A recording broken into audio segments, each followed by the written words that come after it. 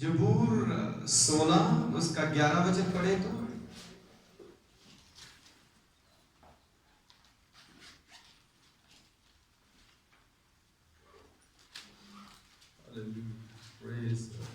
तू मैंने जिंदा मार्ग दिखावेगा, तेरे हजूर आनंदी भरपूरी है, तेरे सच्चे हाथ सदा खुशियां मुंदियां हन। आमेन, हालेलुया, हालेलुया। एक बार हिंदी में पढ़ लेंगे, माइक में पढ़ना है ना, माइक में जी। तू मुझे जीवन का रास्ता दिखाएगा, तू मुझे जीवन का रास्ता दिखाएगा, तेरे निकट आनंद की भरपूरी है, तेरे निकट आनंद की भरपूरी है, तेरे दाहिने हाथ और तेरे दाहिने हाथ मैं सुख सर्वदा बना रहूंगा। तेरे दाहिने हाथ बना रहता है, सुख सर्वदा बना रहता है, सुख सदा सर्वदा बना रहता है। Hallelujah, hallelujah. कितने चाहते हैं कि हमें जीवन की राह मिल जाए। हालेलुया। कितने चाहते हैं कि हम सदा आनंदित रहें। हालेलुया। कितने चाहते हैं कि हम हमारे घरों में, हमारे जीवन में हमेशा शांत रहें, शांति पाए। Hallelujah, hallelujah. तो यहां पर आउट ऑफ एक्सपीरियंस, अपने तजुर्बे में से, अपने अनुभव से, अपने एक्सपीरियंस से दाऊद बादशाह इस वचन को लिखता है और कहता है, हे परमेश्वर, तेरे निकट, कहां पे? हालेलुया। और पंजाबी में शायद लिखा है तेरे हजूर, है?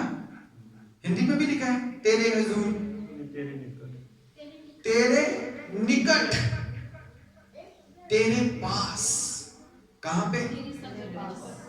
तेरे पास। हाँ, क्या लिखा आपके पास? तेरी संगत विच भरपूर आनंद हो। हालेलुया। तेरी संगति में, वाह, तेरी संगति में, तेरी संगत में प्रभु आनंद की भरपूरी है। दुनिया के लोग आनंद ढूंढ रहे हैं, लेकिन कौन सी वस्तुओं में, कौन सी बातों में, थोड़ी को कम कर, कौन सी बातों में यहां पर आनंद ढूंढ रहे हैं? दुनिया के जो ऐशो आराम, दुनिया की जो ऐशो आराम की बातें हैं, वस्तुएं हैं, धन दौलत है,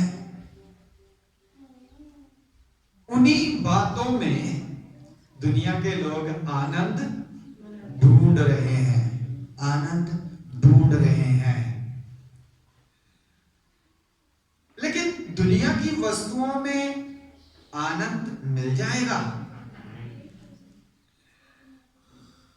दुनिया की वस्तुओं में आनंद मिल जाएगा?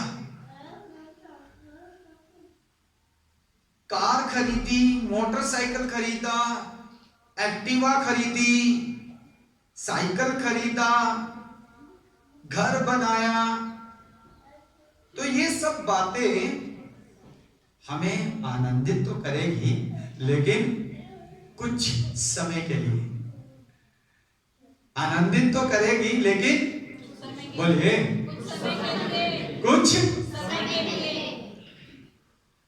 The Joy of the world, इस संसार का आनंद कुछ समय के लिए है।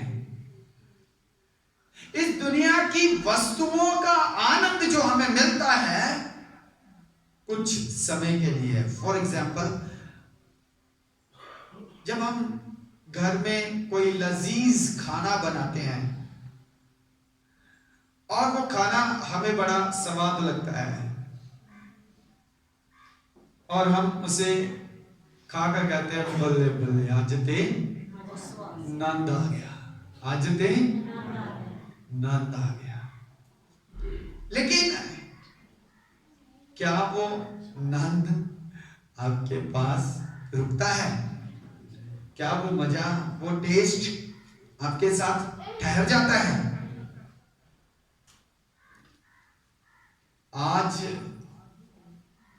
बड़ा स्वाद मटर पनीर बनाया तो कल परसों फिर दिल करेगा ओहो ये किते बना है ना, फिर गल बात है।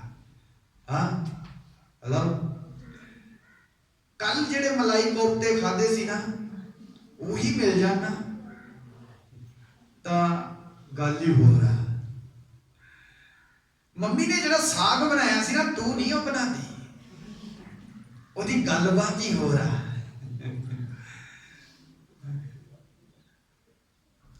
तो दुनिया का आनंद, इन वस्तुओं का आनंद कुछ समय के लिए है, समय के साथ चलता है, लेकिन प्रभु की हजूरी का आनंद, प्रभु की हजूरी का आनंद सदा सर्वदा हमारे हृदयों में बना रहता है। Hallelujah, hallelujah.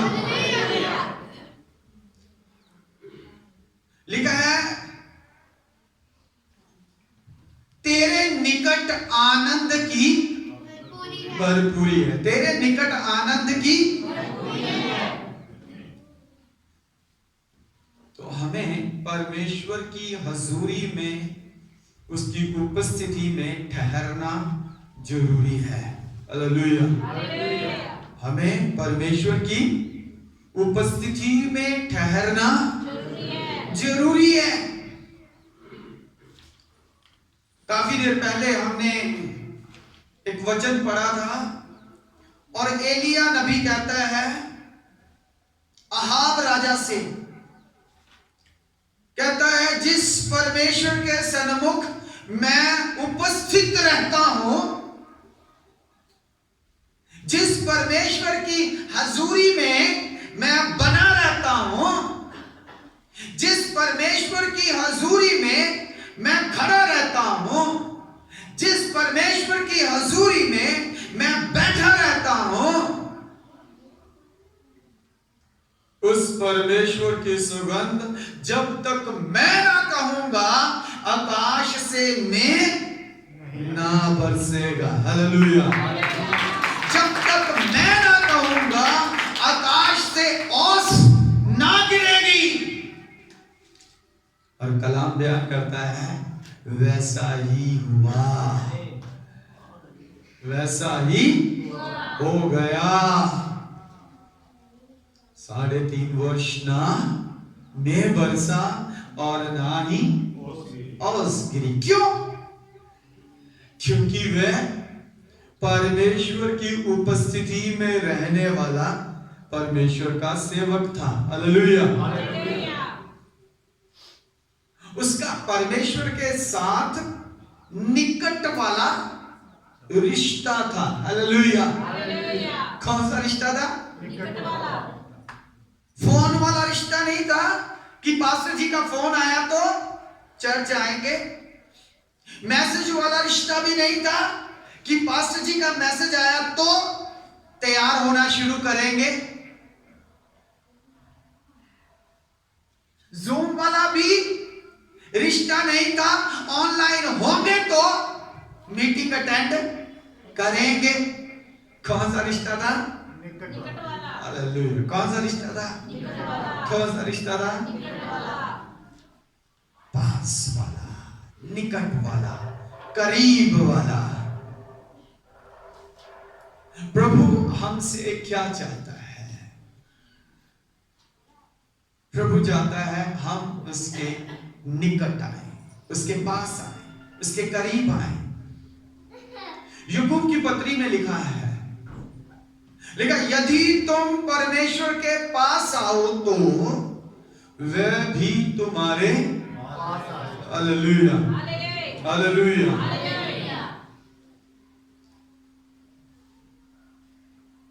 जोएल की पुस्तक में लिखा है, अनाउंस कर दो, सबको एक जगह इकट्ठा करो, सब जवानों को बुलाओ, सब स्त्रियों को बुलाओ, सब पुरुषों को बुलाओ।